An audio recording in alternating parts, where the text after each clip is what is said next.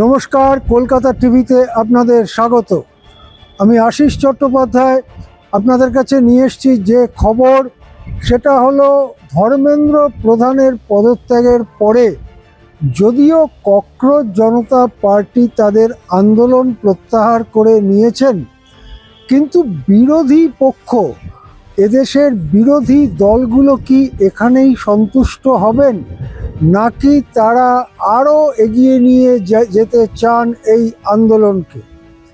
যে কথা উঠে আসছে সেটা হলো একটি বা কয়েকটি পরীক্ষায় দুর্নীতির অভিযোগে ফাস্ট ট্র্যাক কোর্ট বসালেও এদেশের উচ্চ শিক্ষা ব্যবস্থাটাই যে ভেঙে পড়েছে।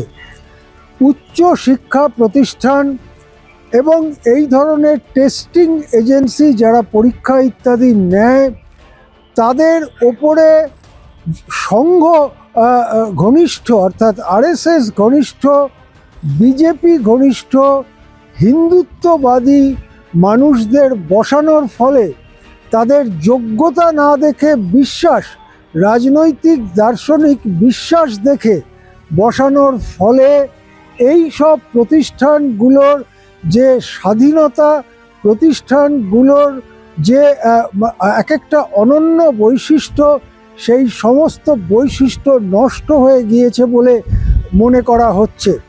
যেটা মনে করা হচ্ছে যে উচ্চ শিক্ষা ধীরে ধীরে হয়ে যাচ্ছে হিন্দুত্ববাদী শিক্ষা দেওয়ার এক একটা জায়গা, এবং হিন্দুত্ববাদকে বা বেদ বা ভারতের পুরাণ ইত্যাদিকে অপ্রয়োজনীয় গুরুত্ব দেওয়া হচ্ছে, এবং বিজ্ঞান, টেকনোলজি, কারিগরি বিদ্যা এবং যেসব দিকে দুনিয়া এগিয়ে চলেছে সেই সব দিকগুলো ক্রমশ অবহেলিত হচ্ছে। এক কথায় ভারতের উচ্চ শিক্ষা এবং গবেষণা গভীর সংকটে পড়েছে বলে বিরোধীরা অনেকে মনে করছেন। তারা মনে করছেন যে এই যে সামগ্রিক ঘটনাটা ঘটল এবং সেটা সরকার 37 দিন ধরে যেভাবে তার সঙ্গে ব্যবহার করলো, তার জন্য খোদ প্রধানমন্ত্রীকে ক্ষমা চাইতে হবে দেশবাসীর কাছে। বিরোধী দলের অনেক নেতারা এটাও মনে করছেন 20 তারিখে সংসদ অভিযানের সময় দিল্লি পুলিশ, যেটা কেন্দ্রের স্বরাষ্ট্র মন্ত্রক দেখাশুনো করে, তারা যেভাবে আক্রমণ চালালো ছাত্রদের ওপরে, যেভাবে ছররা বন্দুক চালানো হলো, যে ছররা বন্দুকের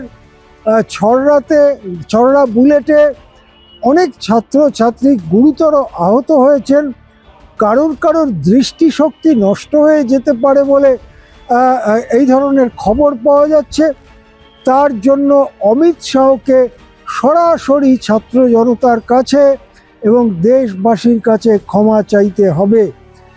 এই দাবির পাশাপাশি যে ব্যাপক চুরির ঘটনা রাম মন্দিরকে কেন্দ্র করে সামনে আসছে, কেবল রাম মন্দির নয়, বিচিত্র সব চুরির অভিযোগ, বিখ্যাত বৈষ্ণোদেবী মন্দির বা বিখ্যাত বদ্রীনাথ মন্দিরকে কেন্দ্র করে সামনে আসছে, সেটাকে নিয়ে সংসদে প্রবলভাবে আলোচনা চাইতে পারেন বিরোধীরা ঠিক কী করবেন, তাদের কৌশল কি হবে, সেটা ঠিক করতে সোমবার সকাল 10টায় ইন্ডিয়াভুক্ত বিরোধী দলগুলো নিজেদের মধ্যে কোঅর্ডিনেশন বৈঠকে বসছে।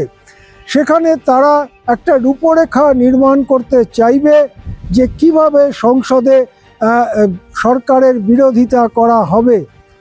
কিন্তু যেটা জানা যাচ্ছে যে এইবারের অধিবেশনে, অর্থাৎ বাদল অধিবেশন যা 13 আগস্ট অবধি চলবে, সেইখানেই সরকার সংসদের আসন বাড়ানো এবং এই সংক্রান্ত যে বিল, যেটা যথেষ্ট সংখ্যা গরিষ্ঠতার অভাবে এপ্রিলে পরাজিত হয়েছিল, মোদী সরকার সেই প্রথম পরাজিত হয়েছিল সংসদে, সেই বিলটি এই বাদল অধিবেশনেই নিয়ে আসা হতে পারে, এই রকম চিন্তা ভাবনা মোদি সরকারের অন্দরে চলছে। কেন? তার কারণ তৃণমূলের থেকে ভেঙে যাওয়া 20 জন সহ, শিবসেনার 6 জন সহ এনডিএর সমর্থকের সংখ্যা এপ্রিলের তুলনায় বর্তমানে অনেকটাই বেড়ে গেছে। রাজ্যসভাতেও তাদের যে সংখ্যা রয়েছে 145 জনের মতো, সেটা 2/3 কাছাকাছি। এই পরিস্থিতিটা থাকতে থাকতেই আরও একটু ম্যানেজ করে আরও একটু সাংসদ সংখ্যা বাড়িয়ে যদি বিলটি পাশ করিয়ে নেওয়া যায়, সেই চেষ্টাতে আছে মোদি সরকার। তার তীব্র বিরোধিতা করতে পারবে কি পারবে না, ডিএমকের মতো দল তারা সরকারের পক্ষে থাকবে কি থাকবে না, এসব প্রশ্নই ভবিষ্যতের গর্ভে। কিন্তু এটা স্পষ্ট হচ্ছে যে ধর্মেন্দ্র প্রধানের ইস্তফার মধ্যে দিয়েই ভারতে সংসদ কেন্দ্রিক এবং সংসদের বাইরে রাস্তাতেও রাজনৈতিক বিরোধ, রাজনৈতিক দ্বন্দ্বের কোনো সাময়িক বিরতি হচ্ছে না।